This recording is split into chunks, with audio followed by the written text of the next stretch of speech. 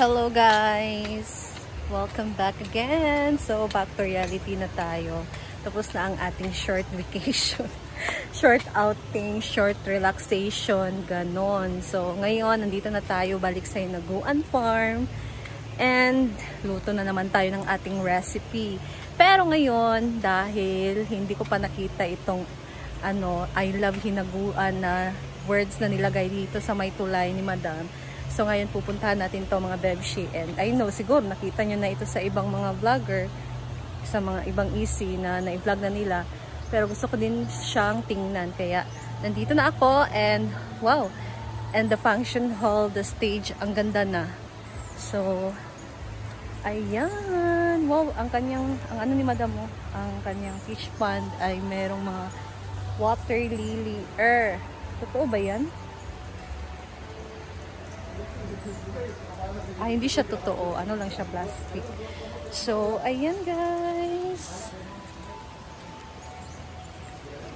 Parang ang taas. Ayan o. Ayan na ang word na I love Hinaguan. Baliktad ba? Sige. Ayan. I love Hinaguan. So, yan ang ating bago dito sa Hinaguan Farm. So, pwede dito magpa-picture sa may tulay. Tapos yung background mo ay itong I love Hinaguan. Masyado siyang malayo, pero okay naman. So, puntahan natin guys. Nung Saturday, hindi pa nila to natapos. Pero ngayon, nakaano na. Kabit na. Ayan. Mahaba siya. Mataas. I love Hinaguan.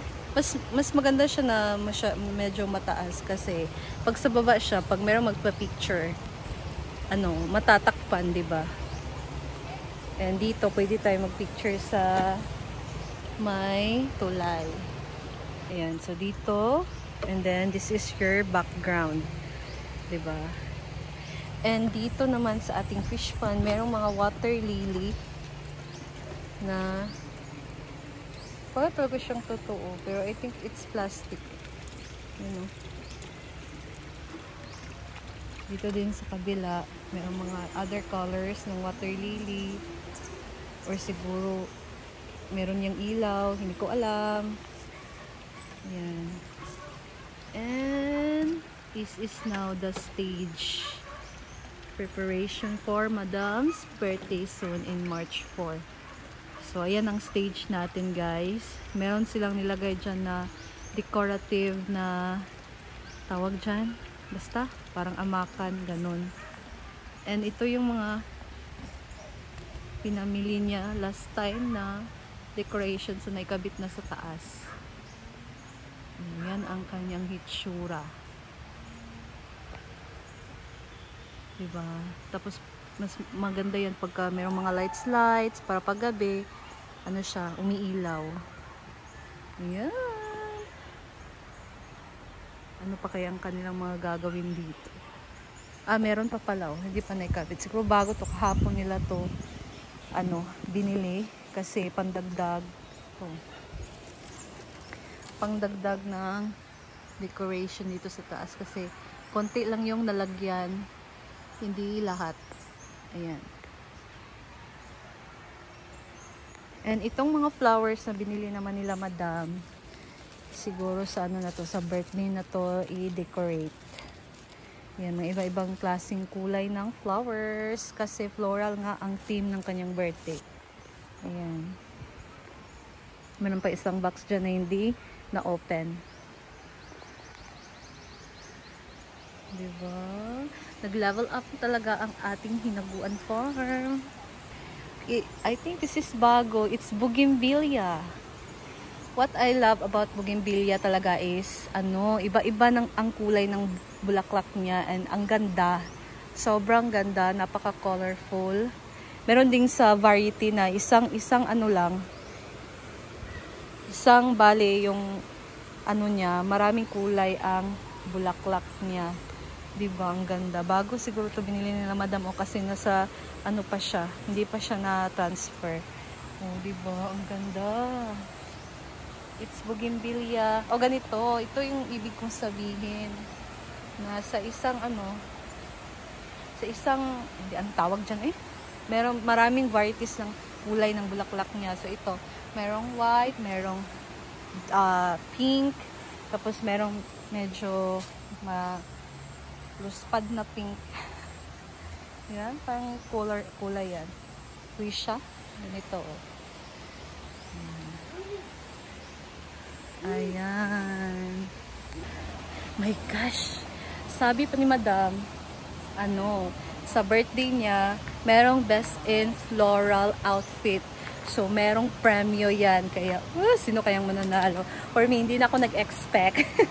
Hindi na ako expect na makukuha kasi yung susutin ko lang naman ay simple lang. Basta lang na, sa tema. Magsusot na rin tayo ng dress pero simple lang.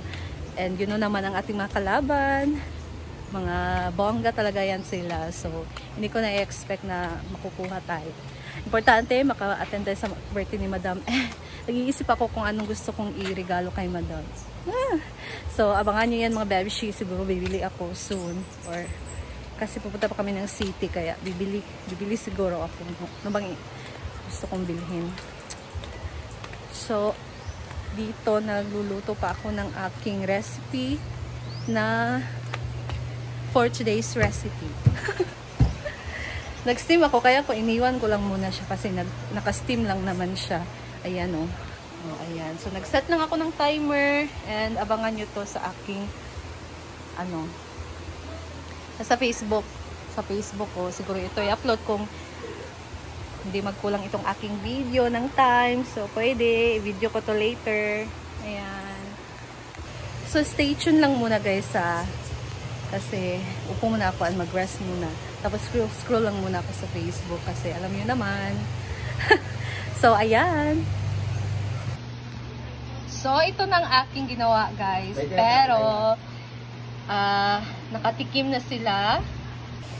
Abangan nyo na lang to sa aking upload, yung paano ko to ginawa.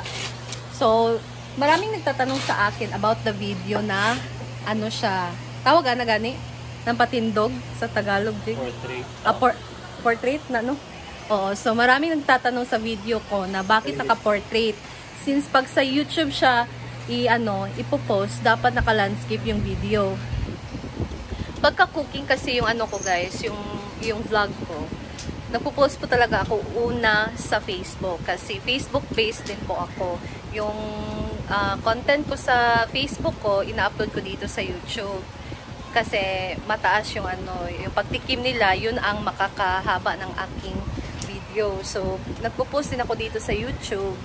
Pero nakatayo nga siya, naka-portrait. And para malaman nyo guys, pwede na uma-accept na si YouTube ng naka-portrait na video. So, pag nakita nyo aking video na naka-portrait, tapos yung bali yung, ano ba tawag dyan? Yung screen nyo ay naka-landscape siya, huwag nyong i-wide ang inyong ang inyong ratio. So, you can click the video, diretso na yan na lalabas na naka-portrait. So, yan po ang bagong update ni YouTube. And dapat yung cellphone nyo hindi siya naka-landscape ha. Hindi siya naka-landscape. Nakatayo siya, naka-portrait siya. And then, i-click nyo lang yung video ko. Kusa na po yan na lalaki yung video. So, para sa mga hindi pa nakaalam ng mga ganyan, na nagre-reklamo about my video, na hindi nga daw pahiga, tapos ang liit tingnan, click the video lang po guys. You can click the video. Mismong video i-click nyo. Kusa na po yan na lalaki ang ratio ng YouTube. So, ayan. Abangan nyo itong aking recipe nitong aking coconut macaron cake. So, ang sarap nga daw sabi nila. Kaya, that's all guys. And see you again sa aking next video. Bye!